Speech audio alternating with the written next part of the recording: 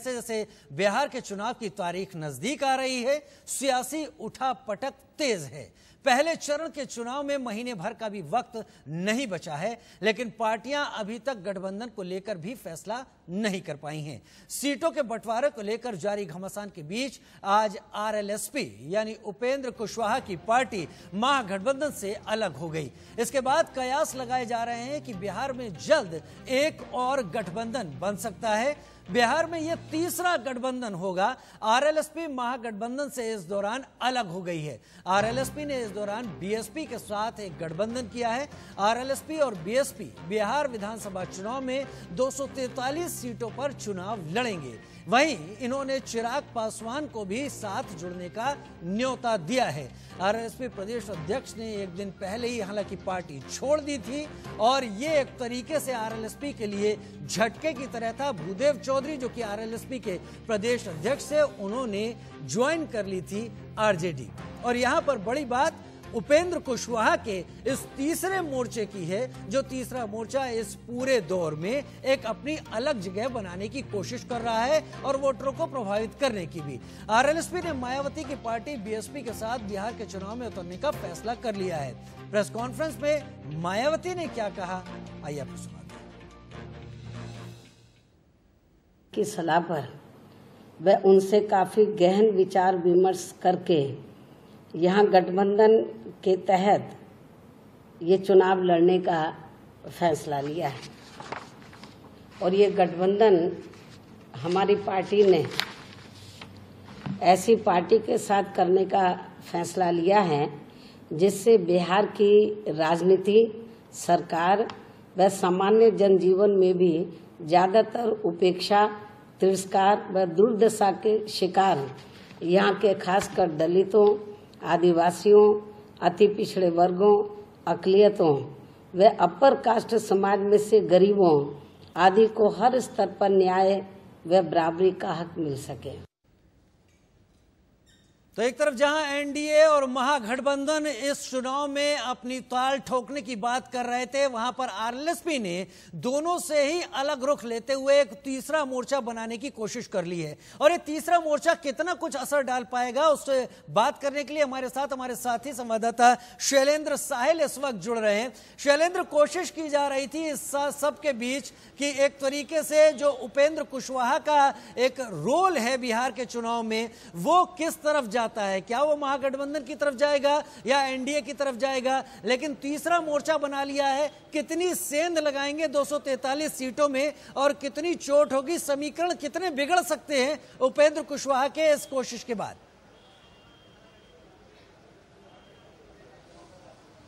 देखिए, जब उपेंद्र कुशवाहा महागठबंधन में थे तो उस वक्त ये माना जा रहा था कि एक मजबूत कड़ी के रूप में उपेंद्र कुशवाहा महागठबंधन में उभर सकते हैं। लेकिन जिस तरीके से तेजस्वी के द्वारा उन्हें भाव नहीं दिया गया, उन्होंने एनडीए का दरवाजा खटखटाया, वहां भी उन्हें भाव नहीं दिया गया।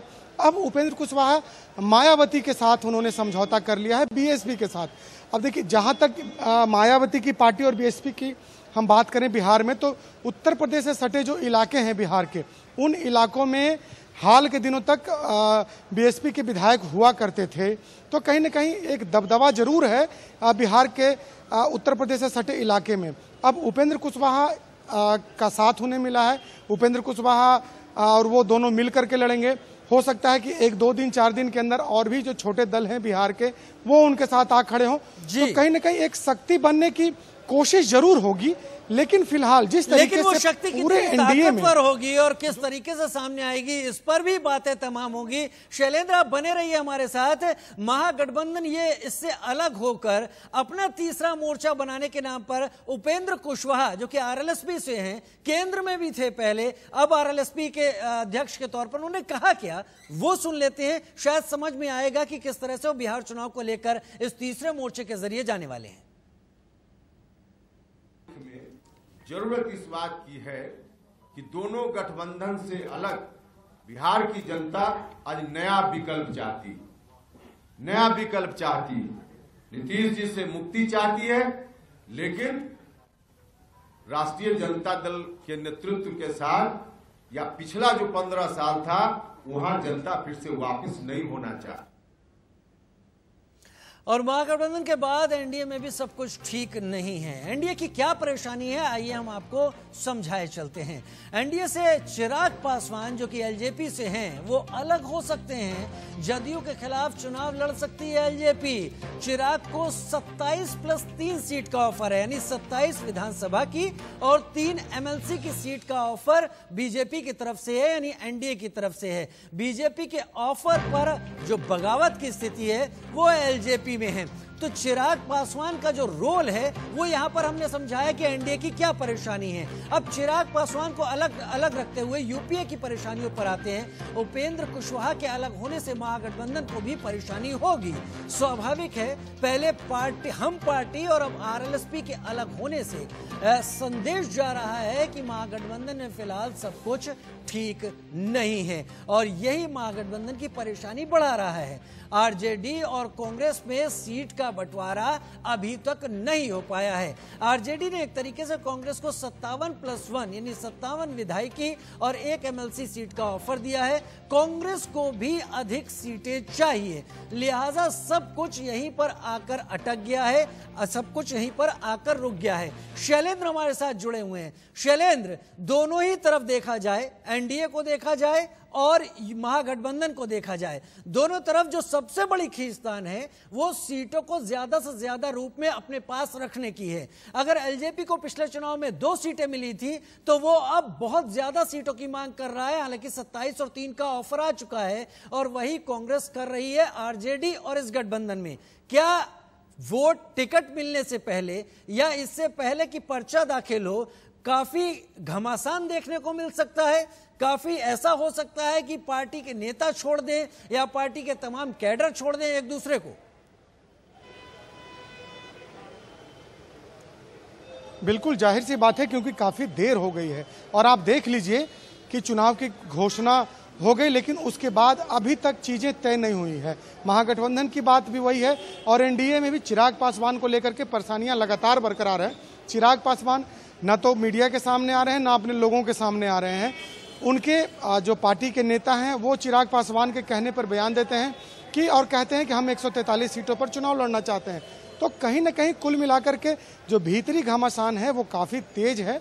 और दूसरी सबसे महत्वपूर्ण बात है कि यदि चिराग पासवान अब एनडीए में साथ लड़ने के लिए तैयार भी हो जाते हैं तो जनता को जवाब देना काफ़ी मुश्किल होगा, क्योंकि अभी तक आप पिछले 1 साल से नीतीश कुमार की खिलाफत कर रहे हैं एनडीए में रह करके, और यदि अभी आप ठीक चुनाव के पहले आकर के नीतीश कुमार से जब गलबहियां करेंगे तो सवाल जरूर उठेंगे। और कहीं न कहीं महागठबंधन की यदि हम बात कर लें तो वहां भी यही परिस्थिति दिखाई दे रही है। लालू प्रसाद यादव का युग अब समाप्त हो चुका है। वो ज्यादा से ज्यादा मोलतोल कर पाए सीटों का और ज्यादा से ज्यादा सीटें वो ले पाए, लेकिन समीकरण कुछ ऐसे बन रहे हैं दोनों तरफ से जो कि दोनों तरफ के वरिष्ठ नेताओं की माथे पर बहुत ज्यादा बल पड़वा रहे हैं। आप हमारे साथ बने रहिए। लेकिन इस वक्त कांग्रेस के वरिष्ठ नेता और पूर्व केंद्रीय मंत्री शकील अहमद ने राजद के 58 सीट के ऑफर पर क्या कहा है, क्योंकि घमासान लगातार चल रहा है सीटों को लेकर, वो सुन लेते हैं। सीटें छोड़ दी हैं, इस मसले पर कांग्रेस कितनी सहमत है ये बात करते हैं हम।